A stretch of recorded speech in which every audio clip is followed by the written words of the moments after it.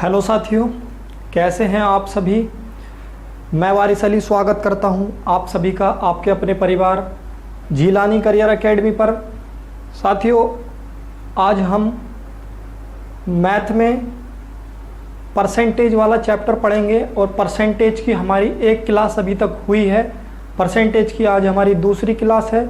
तो पहली क्लास में हमने कुछ बेसिक देखा था और टाइप 1 के सवाल देखे थे, ठीक है। और आज की क्लास में हम टाइप 2 के सवालों पर बात करेंगे। बहुत ही अच्छे से सारे सवाल एक्सप्लेन करूंगा आपके सामने, आपको सिखाऊंगा। चलिए, अगर आपको क्लास अच्छी लगती है तो वीडियो को लाइक और शेयर ज़रूर करें, साथ ही साथ चैनल को सब्सक्राइब भी कर लें ताकि आने वाले वीडियो के नोटिफिकेशन आपको मिलती रहे। तो चलिए, टाइम वेस्ट ना करते हुए बढ़ते हैं आज की क्लास की तरफ। और देखिए, सबसे पहला सवाल है आज की क्लास से, शो हो रहा होगा स्क्रीन पे। कहा गया है एक संख्या में 10% की वृद्धि की जाती है। ये जो टाइप 2 है ना दोस्तों, इस टाइप 2 का नाम रहेगा कमी या वृद्धि। किसी भी संख्या में कमी या वृद्धि करेगा तो मैं लिख देता हूं टाइप 2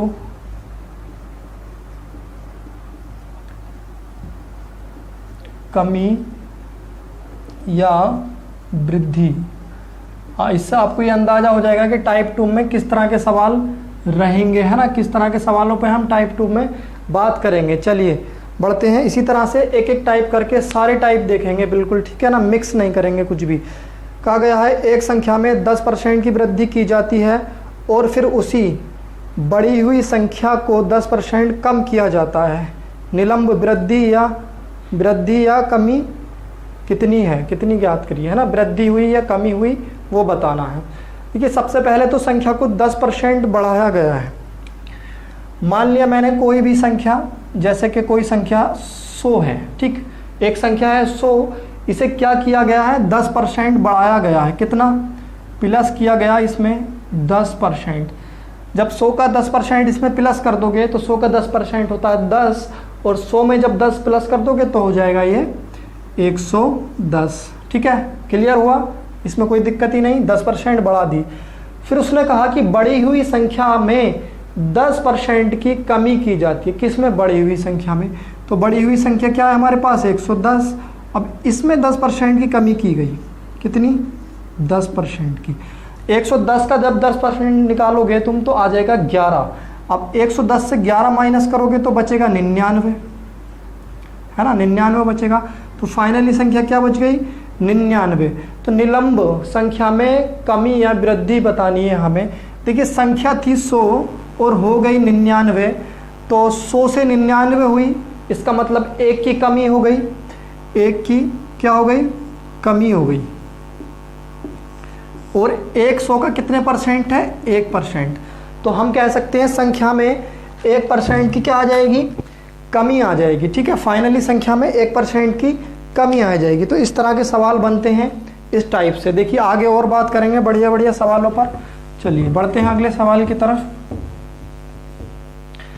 देखिए, सेकंड क्वेश्चन कुछ इस तरह से कहा गया है, एक संख्या को पहले 10% बढ़ाया गया।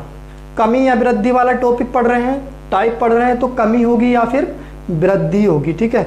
तो कहा गया एक संख्या को पहले 10% बढ़ाया गया, फिर 20% और बढ़ाया गया। मूल संख्या में कुल वृद्धि ज्ञात करनी है। पहले 10% बढ़ाया गया है, फिर 20% बढ़ाया गया है। तो देखिए, बढ़ा देते हैं। बहुत ही छोटे छोटे लेवल, मतलब बहुत ही बेसिक सवालों पे बात कर रहा हूँ पहले इस टाइप से, फिर आगे चल के मैं इसका जो लेवल है सवालों का वो बढ़ाता रहूँगा, ठीक है। आप बने रहिए साथ, शांति के साथ देखते रहिए। मान लिया, देखिए संख्या है हमारे पास 100, संख्या 100 है, पहले 10% बढ़ाया गया है, ठीक है। 100 को जब 10% इंक्रीज कर दोगे, बढ़ा दोगे, यानी कि 100 का 10% होता है 10, और 100 में जब 10 बढ़ा दोगे तो आ जाएगा 110। उसने कहा पहले 10% बढ़ाया जाता है, फिर 20% बढ़ाया जाता है। अब ये जो 110 है, इसे कितना बढ़ाना पड़ेगा हमें, 20% बढ़ाना पड़ेगा, ठीक है। सवाल के अकॉर्डिंग 20% बढ़ाया जाता है।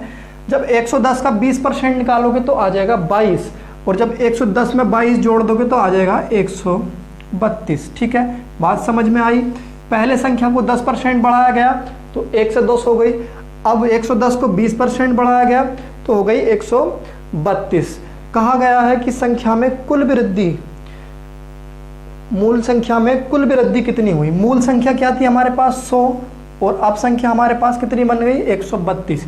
कितने की वृद्धि हो गई 32 की, और 100 का 32 कितना 32%। तो संख्या में 32% की वृद्धि हो जाएगी मूल संख्या से। ठीक है, तो ये समझ में आ गया होगा। क्लियर है एक चीज़ बिल्कुल। चलिए बिल्कुल क्लियर करते रहिए एक एक चीज़, बहुत ही लो लेवल से चल रहे हैं, 0 से हीरो तक जाएंगे, बिल्कुल फिक्र मत करो, क्लियर करते हुए चलना है एक एक चीज़। चलिए बढ़ते हैं अगले सवाल की तरफ। कहा गया है एक संख्या में पहले 20% तथा पुनः 20% वृद्धि की गई। कोई संख्या है जिसमें 2 बार वृद्धि की गई है, 20% की वृद्धि की गई है। बढ़ी हुई संख्या को कितने प्रतिशत कम किया जाए ताकि यह प्रारंभिक संख्या के बराबर हो जाए। ठीक है, प्रारंभिक संख्या के बराबर लानी है तो कितने की कमी करनी पड़ेगी ये बताना है। चलिए देखिए, कोई संख्या थी कितनी 100, उसने कहा कि 20% की वृद्धि की जाती है, तो मैं इसमें क्या करूं 20% की वृद्धि कर दूं, सिंपल 20% की वृद्धि। 100 का 20% क्या होगा 20 होगा, और 100 में 20 की वृद्धि करोगे तो हो जाएगा 120। अब फिर से इसमें क्या किया गया, पुनः 20% की वृद्धि की गई है। अब इसमें दोबारा से 20% की वृद्धि कर दो। जब 120 का 20% निकालोगे तो आ जाएगा 24, और 120 में से 24 जोड़ोगे तो बन जाएगा 144। तो फाइनली संख्या हमारे पास क्या बन गई 144। 2 बार वृद्धि कर दी हमने 20% और 20% के, तो संख्या बन गई हमारे पास 144। सवाल में पूछा गया है कि अब इस संख्या को, जो ये 144 है, इसे कितना कम करें कि 100 बन जाए, वापस 100 आ जाए, मूल संख्या प्राप्त हो जाए। तो देखिए 144 से 100 प्राप्त करना है, कितने की कमी करोगे 44 की कमी करोगे ना। 144 में से 44 माइनस कर दोगे तो कितना आ जाएगा 100 आ जाएगा। यही सवाल में हमें कहा गया। अब ये जो 44 कम करोगे किस पर करोगे, परसेंट में बनाना है ना, कितने प्रतिशत की कमी करी जाए। ये तो संख्या में डिजिट में आ गया, सिंपल 24 की कमी करनी पड़ेगी। हमें बनाना है परसेंटेज में, परसेंट में बनाने के लिए क्या करेंगे, देखिए 44 की कमी की जाएगी किस पे की जाएगी बताइए 144 पे।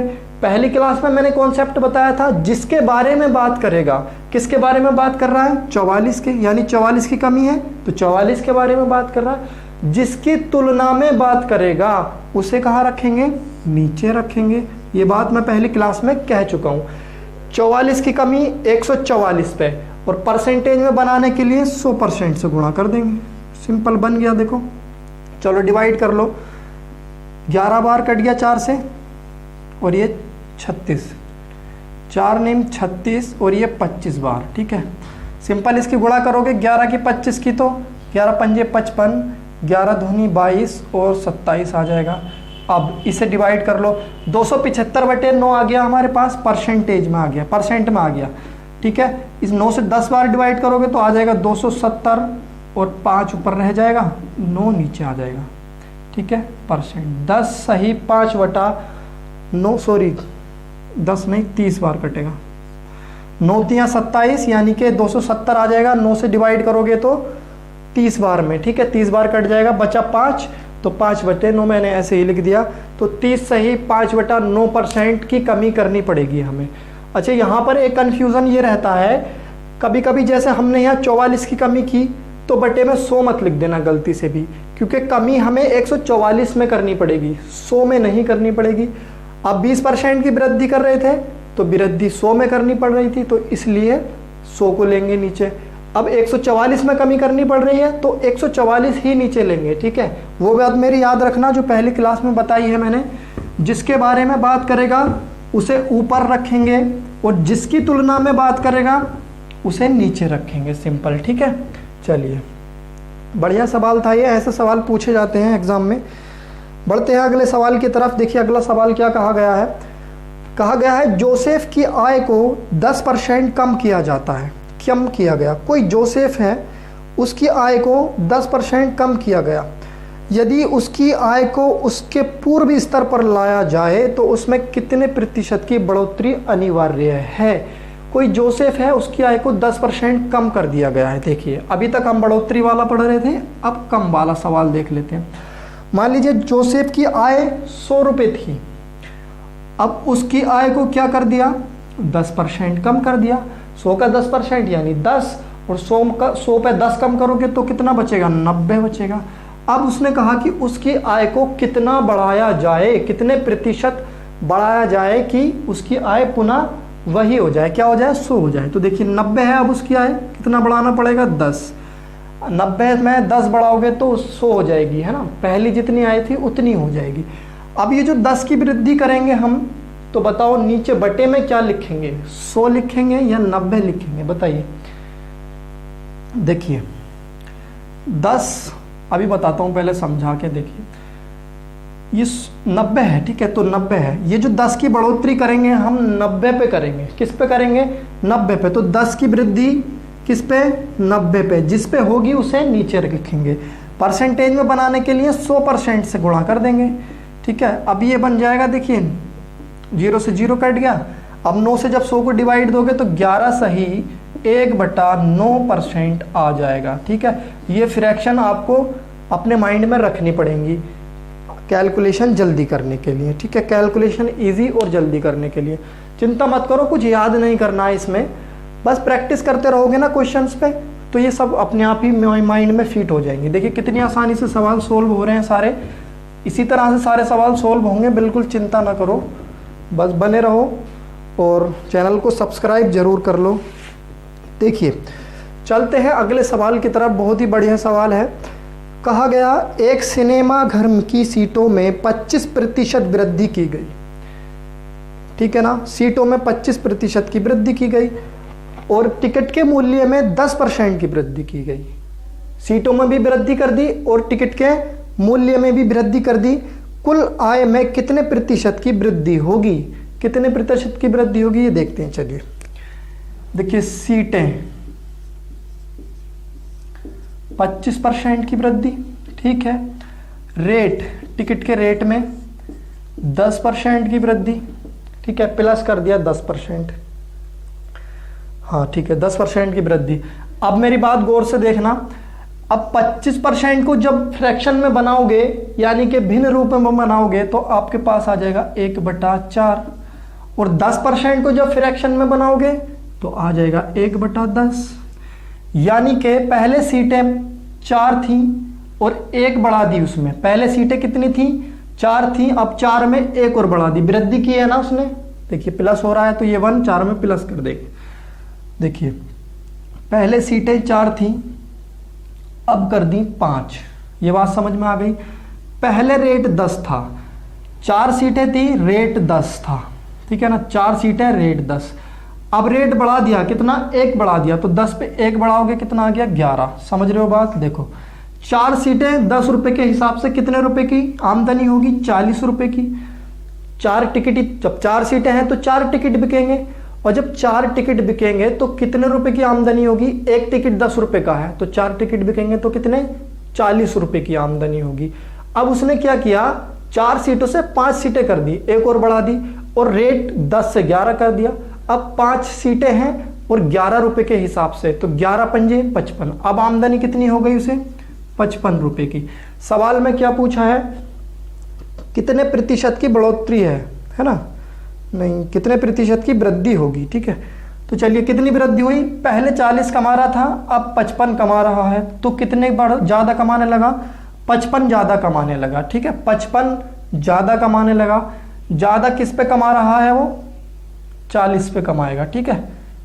और परसेंटेज में बनाने के लिए 100% से सिंपल गुणा कर दो।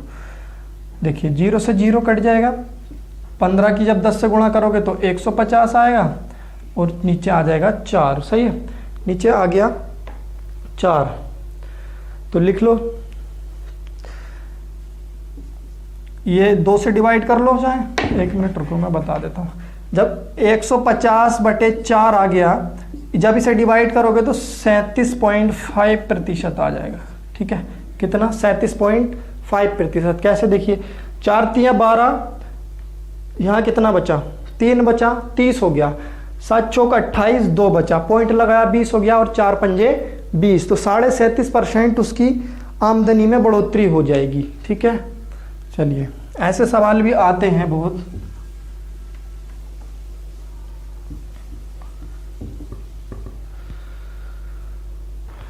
चलिए चलते हैं अगले सवाल की तरफ। बहुत ही बढ़िया सवाल है और बहुत ही इम्पोर्टेंट भी रहता है ये सवाल इस परसेंटेज चैप्टर से। बहुत ही बेहतरीन सवाल है, बहुत ही मज़ा आने वाला है, ठीक है ना। बहुत अच्छे से बताऊंगा, एक्सप्लेन करूंगा, आप लोगों को सिखाऊंगा। तो चलिए देखते हैं सवाल क्या है। कहा गया है कि चीनी के मूल्य में 20% की कमी होने से कोई उपभोक्ता 120 रुपये में 3 किलोग्राम चीनी अधिक खरीद सकता है। ठीक है, समझना सवाल। 20% की कमी होने से कोई उपभोक्ता 120 रुपये में 3 किलोग्राम चीनी अधिक खरीद सकता है। चीनी का प्रारंभिक मूल्य प्रति किलोग्राम कितना है, ये पूछा है हमसे। ठीक है, तो मान लेते हैं चीनी का मूल्य क्या था, 100 रुपये प्रति किलोग्राम था। कितना, देखिए 100 रुपये मान लिया मैंने। ठीक है, चीनी का मूल्य मान लिया 100 रुपये। उसने कहा 20% की कमी होने के कारण, यानी कि 100 पे कितनी कमी हो गई, 20% की कमी हो गई। 100 का 20% निकालोगे 20 आएगा। 100 पे 20 की कमी करोगे तो बचेगा हमारे पास कितना, 80। ठीक है, 80 बचेगा। ठीक है, कमी होने से कोई उपभोक्ता 120 रुपये में 3 किलोग्राम चीनी अधिक खरीद सकता है। चीनी का प्रारंभिक मूल्य बताना है। देखिए, अगर मैं आपसे कहूँ प्रारंभिक मूल्य निकालने के लिए क्या करना पड़ेगा मुझे, 80 में कितने की, 80 में क्या करना पड़ेगा, 20 की वृद्धि करनी पड़ेगी, है ना। प्रारंभिक मूल्य निकालने के लिए 80 में 20 की बढ़ोतरी करनी पड़ेगी। तो लिख लो यहाँ 20 की बढ़ोतरी करनी पड़ेगी 80 पे। ठीक है, इसे जब डिवाइड करोगे तो आ जाएगा 1/4। ये जो 1/4 हमारे पास फ्रैक्शन बनी है, इसको समझना। देखिए, ये जो रहेगा हमारे पास वास्तविक खपत है, वास्तविक खपत है। ठीक, वास्तविक खपत है हमारे पास।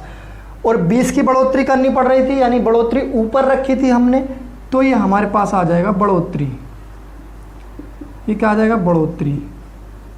समझ में आया।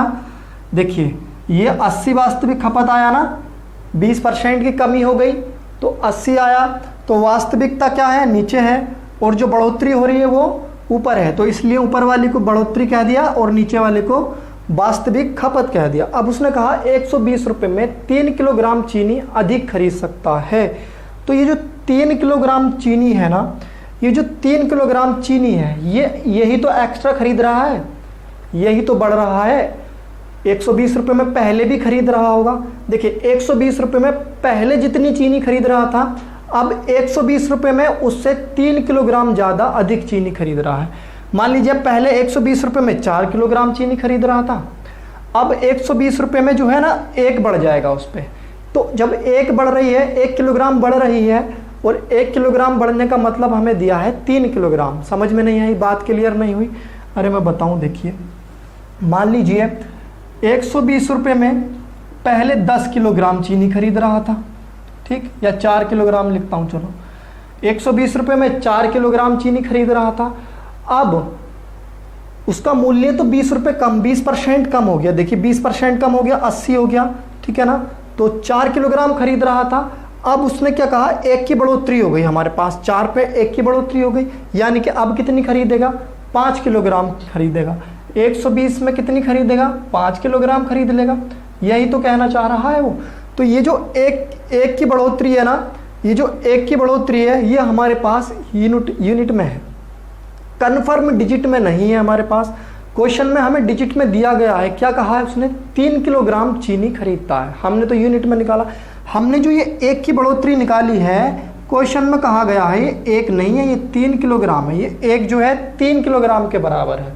ठीक है, तो चलिए, वास्तविक कितनी खपत है उसकी, 4 kg। तो 4 तिया 12 kg आ जाएगा, यानी कि वास्तविक खपत आ गई उसकी हमारे पास कितनी, 12 kg। ठीक है ना, 12 kg चीनी, यानी कि पहले जो है ना 120 रुपये में 12 kg चीनी खरीद रहा होगा, वो पहले की खपत आ गई है, वास्तविक खपत आ गई। ठीक है, वास्तविक खपत आ गई। ठीक, हमसे पूछा है प्रारंभिक मूल्य ज्ञात करिए।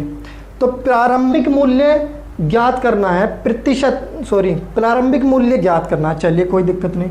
अब मेरी बात एक सुनिए, 120 रुपये में 12 किलो चीनी खरीद रहा है। ठीक है ना, 120 रुपये में 12 किलो चीनी खरीद रहा था। तो 1 किलो चीनी कितने रुपए में खरीदेगा? आप कहोगे इसे 12 से डिवाइड कर लो, यानी कि 10 रुपए में।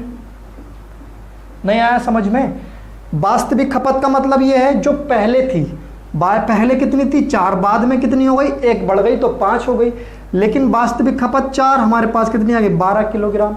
यानी कि पहले का मूल्य पूछ रहा है, तो पहले का मूल्य यानी कि पहले जितनी चीनी खरीद रहा था 12 किलोग्राम खरीद रहा था ना, कितने रुपए में खरीद रहा था? 120 रुपए में खरीद रहा था। तो समझिए 120 रुपए में जब 12 किलोग्राम चीनी खरीद रहा है, तो मैं आपसे कहूं 1 किलोग्राम चीनी कितने की हो गई? तो आप क्या कहोगे 10 रुपए की हो गई, तभी तो 12 किलो 120 रुपए की होगी। समझ गए? तो प्रारंभिक मूल्य आ गया उसका सिंपल 10 रुपए। ठीक है, देखिए वास्तविक खपत और प्रारंभिक मूल्य ये तो आ गया। अब इसमें 2 चीजें और पूछ लेता है, क्या बताइए क्या? देखिए आपसे कह देगा वास्तविक खपत तो आपने बता दी, प्रारंभिक खपत है ना, आपसे पूछ लिया करंट बताइए, करंट है ना, करंट जो अब है, ये तो पुरानी वाला रेट आ गया, पुराने वाला जो पहले था कमी करने से पहले। उसने पूछ लिया अब का, कमी करने के बाद क्या रेट है और कमी करने के बाद की खपत कितनी है। तो कमी करने के बाद 1 बढ़ गई थी, 5 यूनिट हो गई थी, तो यहाँ 1 यूनिट बराबर 3, तो 5 यूनिट बराबर बता दो ये कितना 15 किलोग्राम। अब कितनी 15 किलोग्राम। पहले 120 रुपए में 12 किलोग्राम खरीद रहा था और करंट में कितनी खरीद रहा है 15 किलोग्राम खरीद रहा है। ये सवाल में नहीं है, अपनी तरफ से बता रहा हूं, एक्स्ट्रा चीज है, ये पूछा जा सकता है। ठीक है, तो अब 120 रुपए के रेट से 15 किलो खरीद रहा है, तो 1 किलो का रेट निकल जाएगा 5 दूनी 10, 5 चौक 20, 5 तिया 15, यानी कि 3 अट्ठे 24 रुपए।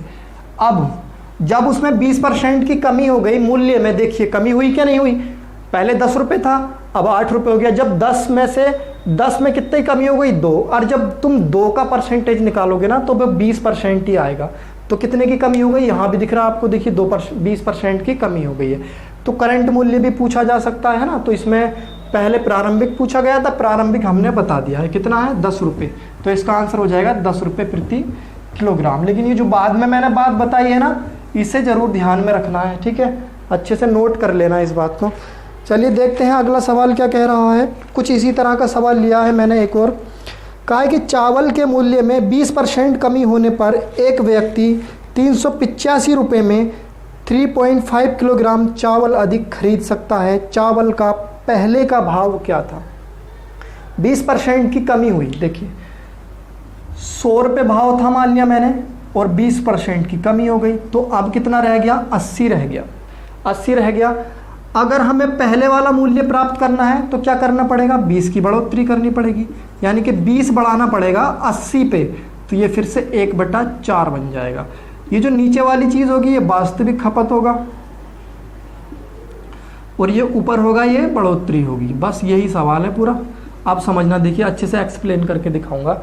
उसने कहा 385 रुपये में, 385 रुपये का मतलब समझ रहे हो, 385 रुपये में ही पहले खरीद रहा, मान लिया हमने 385 रुपये में पहले 10 किलो खरीद रहा था चावल, 385 रुपये में अब 13.5 किलोग्राम खरीद रहा है, क्योंकि 3.5 किलोग्राम अधिक खरीद रहा है, लेकिन दोनों जगह 385 रुपये में ही खरीद रहा है। ये चीज़ अपने माइंड में बिठा लो, तभी समझ में आएगा। चलिए तो देखिए 4 पे कितनी बढ़ोतरी हो रही है, 1 की बढ़ोतरी हो रही है, लेकिन क्वेश्चन में कहा गया 3.5 किलोग्राम चावल अधिक खरीदता है। कितने अधिक खरीद रहा है, यानी कि एक जो है ना, ये 1 की वैल्यू दी है उसने 3.5 kg। अरे यहाँ एक अधिक खरीद रहा है, लेकिन सवाल में कहा है 3.5 किलोग्राम चावल अधिक खरीद रहा है, तो हमने 1 के बराबर रख दिया 3.5 kg। ये दोनों वैल्यू एक बराबर है। ठीक है, अगर हम वास्तविक खपत की बात करेंगे तो वास्तविक खपत है 4 यूनिट, 20 4 तिया 12, देखिए 4 पंजे 20, 4 तिया 12 और 2 14 है ना, ये आ गया 14 kg। तो वास्तविक खपत आ गई उसकी 14 kg। वास्तविक खपत आ गई 14 kg, यानी कि पहले वो 14 किलोग्राम चावल ला रहा था। कितने में, 385 रुपये में पहले कितने चावल ला रहा था, 14 किलोग्राम चावल ला रहा था। मैं कहूँ 385 रुपये में 14 किलोग्राम चावल मिलते हैं, तो 1 किलोग्राम चावल कितने के हो गए, तो आप कहोगे 385 को डिवाइड कर दो 14 से, आ जाएगा, है ना, यही तो कहोगे। चलिए 190 आ जाएगा ये,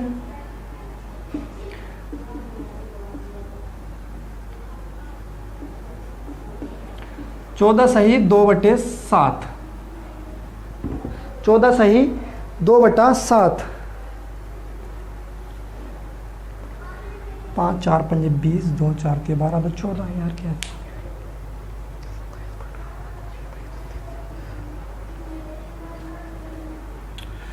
380 नहीं है, 385 है। ठीक है, 385 दिया गया है सवाल में, मैंने गलती से 380 लिख दिया।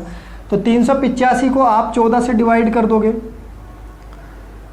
तो 14 दूनी 28, कितना बचा 10, यानी कि 105 हो गया। 14 सत्ते 98 हो जाएगा, पॉइंट लगा लो, 98 और 5 7 हो गया, 14 पंजे 70 हो जाएगा। ठीक है, तो ये आ गया 27.5, यानी 27.5 रुपये किलोग्राम था उसका पहले रेट। 1 किलो चावल कितने के मिल रहे थे पहले? 27.5 रुपये के मिल रहे थे। ठीक है, मिस्टेक हो गया था, 385 की जगह 380 लिख दिया था मैंने। ठीक है, चलिए, तो इस तरह के सवाल बहुत अच्छे बनते हैं और ये मैंने आपको बता दिया कैसे बनते हैं। इन पे प्रैक्टिस करना, बस इससे बाहर कुछ नहीं आएगा। चलिए देखते हैं और सवाल। देखिए, कहा गया है आमों के मूल्य में 20% की वृद्धि हो जाने से एक व्यक्ति 40 रुपये में 4 आम कम मिलते हैं। वृद्धि से पहले 15 आमों का मूल्य क्या था? 15 आमों का मूल्य पूछा है, तो कोई दिक्कत नहीं, 20% की वृद्धि हो गई। ठीक है, कितनी परसेंट की? 20% की। मान लिया 100 रुपये था मूल्य, 20% की वृद्धि करोगे कितना आ जाएगा? 120 आ गया। ठीक है, 120 आ गया। एक व्यक्ति को 40 रुपये में 4 आम कम मिलते हैं। ठीक है, अगर मैं कहूँ इसे हमें वापस यहाँ जाना है 120 से 100 पे, तो कितने की कमी करनी पड़ेगी? 20 की कमी करनी पड़ेगी। तो 20 की कमी करनी पड़ेगी 120 पे, तो ये 0 से 0 कट जाएगा, यहाँ आ जाएगा 1/6। ठीक है, 1/6 आ गया। 4 आम कम मिलते हैं, 120 रुपये में 4 आम कम मिलते हैं। देखिए, पहले 6 मिल रहे होंगे और 6 पे 1 कम मिल रहे हैं, यहाँ 20 की कमी करनी पड़ रही है ना हमें। देखिए, 120 पे 20 की कमी करनी पड़ रही है, तो माइनस लगा दिया, यहाँ माइनस आ गया। अब ये जो 1 है इसकी वैल्यू दी है हमें, कितने कम मिल रहे हैं? 4 आम। वास्तविक में कितनी वैल्यू दी है? 4 आम कम मिल रहे हैं। सवाल में कहा गया है 4 आम कम मिलते हैं। वृद्धि से पहले 15 आमों का मूल्य क्या था? अगर हम वृद्धि ना करें तो हमारे पास वैल्यू कितनी है? वास्तविक वैल्यू 6 यूनिट, तो 6 चौक 24 आम पहले मिल रहे होंगे। कितने आम? 6 चौक 24 आम मिल रहे होंगे, है ना। 40 रुपये में पहले कितने आम मिल रहे होंगे? 24 आम मिल रहे होंगे। ठीक है, तो चलिए अब एक आम का रेट निकाल लें। कितना था पहले? एक आम का रेट निकाल लेते हैं ना। तो देखिए, 40 रुपये में 24 आम मिल रहे हैं, है ना, तो वास्तविक रेट निकल जाएगा इसका। 4 दही 40, 4 छंग 24, 2 पंजे 10, 2 तिया 6, 5/3। एक आम की वैल्यू कितनी आ गई? 5/3। पूछा क्या है? 15 आमों का, है ना। तो एक आम का रेट आ गया, एक आम का 5/3 रुपये। एक आम है 5/3 रुपये का। पूछा है 15 आम का रेट, 15 आम का मूल्य, 15 आमों का मूल्य पूछा है। तो एक आम का 5/3 है, तो 15 से इसमें गुणा कर दो, 15 का निकल जाएगा। तो 3 पंजे 15, तो और 5 5 की गुणा करोगे तो 5 पंजे 25 रुपये। यानी कि बढ़ोतरी से पहले 15 आमों का जो मूल्य था वह 25 रुपये था। ठीक है ना। देखिए, हमने यहाँ से एक आम का मूल्य निकाल लिया 5/3, पूछा है 15 का, तो 15 का बता देंगे, कितने का पूछेगा उतने का बता देंगे, गुणा कर देंगे। ठीक है, चलिए क्लियर है।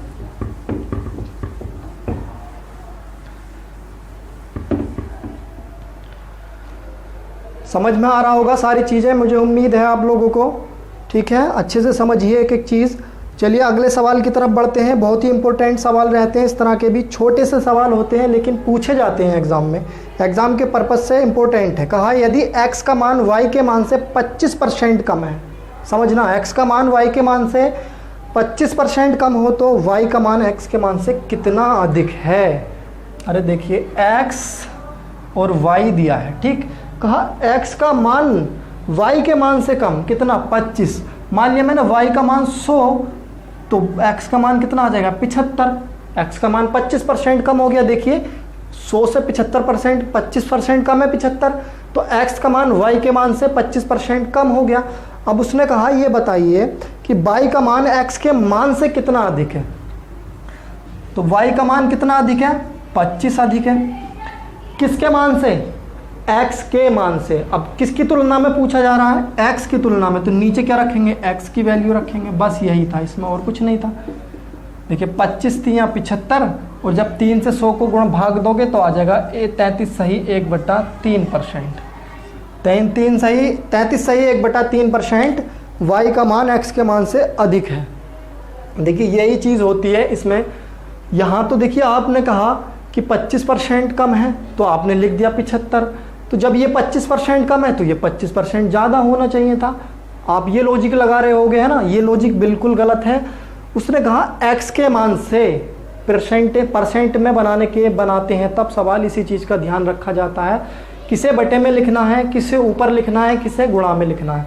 ऐसा मत कर देना कि x का मान y के मान से 25% कम है तो y का मान x के मान से 25% ज़्यादा हो जाएगा, ऐसा नहीं है बिल्कुल भी। हमें बटे में 75 रख के कैलकुलेट करना पड़ेगा, तभी एक्चुअल वैल्यू हमें सही वाली वैल्यू पता चल पाएगी। तो हमारे पास सही वैल्यू आ गई 33 सही 1/3% अधिक है। बस यही डिफरेंस था इसमें, ये समझने वाली बात है थोड़ी सी, ठीक है। डायरेक्ट बिल्कुल जल्दीबाजी में मत रहना, डायरेक्ट करके मत निकल जाना। देखिए अगला सवाल देखिए, कुछ इस तरह कहा गया है, यदि ए का वेतन बी के वेतन से 50% अधिक है तो बी का वेतन ए से कितना प्रतिशत कम है। अभी उसमें ज़्यादा पूछा था कितना है, अब इसमें कम पूछा है कितना है, और वहाँ पे एक्स वाई का मान बोल दिया था, यहाँ वेतन बोल दिया है। सवाल बिल्कुल सेम है, दो सवाल करा रहा हूँ अच्छे से क्लियर हो जाए इसीलिए। तो ए का वेतन बी के वेतन से अधिक है कितना, 50%। देखिए ए और बी, ए का वेतन अधिक है 20 से, यानी कि बी का मान लिया 100 है तो इसका 50% अधिक होगा, यानी कि 150 हो जाएगा ए का वेतन। आगे उसने कहा तो बी का वेतन ए के वेतन से ये चीज़ याद रखनी है, कितना कम है, 50 कम है। देखिए 50 कम है कि नहीं, बताइए 50 कम है या नहीं है।